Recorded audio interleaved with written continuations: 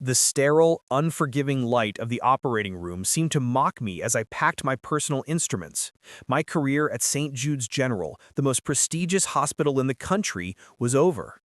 Dr. Evan Holloway, the charismatic silver-tongued son of the hospital's director, had just successfully presented my life's work, a revolutionary, minimally invasive cardiac procedure, as his own. He hadn't just stolen my research, he had orchestrated my dismissal, framing a minor complication in a past surgery as gross negligence on my part. He stood in the doorway of my now empty office, a look of perfect, predatory sympathy on his face. "I'm so sorry it had to end this way, Eris," he said. "You just didn't have what it takes for this level of pressure."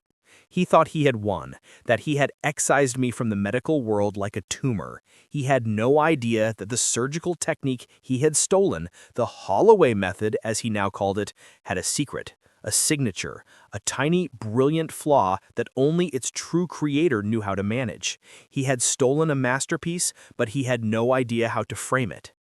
I was a surgeon. I wasn't a politician. My world was one of precision, data, and saving lives. Evan's world was one of handshakes, connections, and taking credit. My technique, which I called the thorn ligation, was a breakthrough that could repair a specific rare heart defect with a fraction of the risk of traditional surgery. It was my baby, nurtured over 5 years of relentless secret research. I had confided in Evan, my supposed friend and colleague, showing him my data, my simulations, my success in animal trials. I thought we were collaborating. He was just taking notes. After my firing, I was a pariah. The malpractice accusation, though baseless, followed me. I was forced to take a position at a small, underfunded public hospital across the city, a place the surgeons at St. Jude's referred to as the trenches. I didn't complain. I waited. I knew Evan, in his arrogance, would rush to perform the technique to cement his newfound fame, and I knew he would fail. The secret wasn't in the surgery itself. The procedure was so elegant, so perfectly designed, that even an average surgeon like Evan could follow the steps and achieve initial success. The secret was in the recovery. My technique left behind a unique microscopic arterial stress point. It was harmless if managed correctly. For the first 72 hours post-op, the patient required a very specific, counterintuitive cocktail of beta blockers and vasodilators, a protocol that went against all standard cardiac recovery procedures.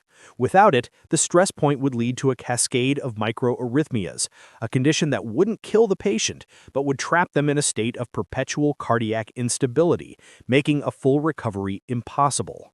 The protocol was not in my research notes. It was in my head. It was my signature, my copyright. 6 months later, the moment came. The news was everywhere. Dr. Evan Holloway was to perform his revolutionary Holloway method on a VIP patient, the billionaire philanthropist and hospital board member Marcus Thorne. It was a high-profile public relations dream for St. Jude's. I watched the news reports from my small office. The surgery was declared a resounding success. Evan was hailed as a medical messiah. For 24 hours, all was quiet. Then the whispers started. Mr. Thorne's recovery was stalling. He was experiencing unusual, persistent arrhythmias. The best cardiologists in the world were flown in. They were baffled. The patient was stable, but not improving. He was trapped. Panic began to set in at St. Jude's. Their miracle surgery was turning into a public relations nightmare. Finally, after a week of failed attempts, a young desperate resident who had vaguely remembered my original research area made a suggestion. They called me. The summons was not a request, it was a plea. I walked back into St. Jude's not as a disgraced outcast, but as a high-priced consultant. I was led to the main conference room. The entire hospital board was there, along with a pale, sweating Director Holloway and his son, Evan, who looked at me with a mixture of hatred and terror. "Dr. Thorne," Director Holloway began, his voice strained, "we have a unique situation. We were hoping you might have some insight." I stood at the head of the table.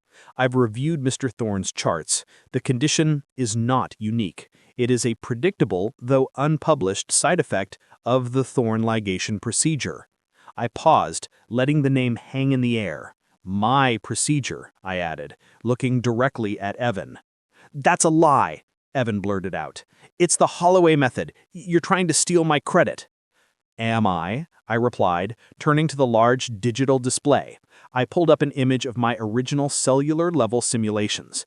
The thorn ligation leaves a unique arterial signature right here. I pointed to a specific point on the diagram. It requires a very specific 72-hour post-op protocol to resolve, a protocol that involves, among other things, temporarily inducing hypotension. Can you describe that protocol for the board, Dr. Holloway? Since you invented the procedure, you must know it by heart. He just stared, his face a mask of pure ignorant panic. He had no idea what I was talking about. He had stolen the car, but didn't know how to drive it. In that moment, everyone in the room knew the truth. His father looked at him with an expression of utter, soul-crushing disappointment. I will save your patient, I said to the board. But my fee is not monetary. My fee is a full public retraction of the malpractice accusation against me, a formal acknowledgement that I am the sole inventor of the thorn ligation, and the immediate termination of Dr. Evan Holloway's employment for academic fraud. They had no choice. That afternoon, I walked into Mr. Thorne's ICU room and administered the correct protocol. Within hours, his arrhythmias stabilized. The next day, my name was in every headline, not as a failure, but as the brilliant surgeon who had saved the day. Evan was disgraced, his career in ruins. He had tried to steal my work and bury me. He had forgotten that in surgery, as in life, the most important part is knowing how to handle the complications.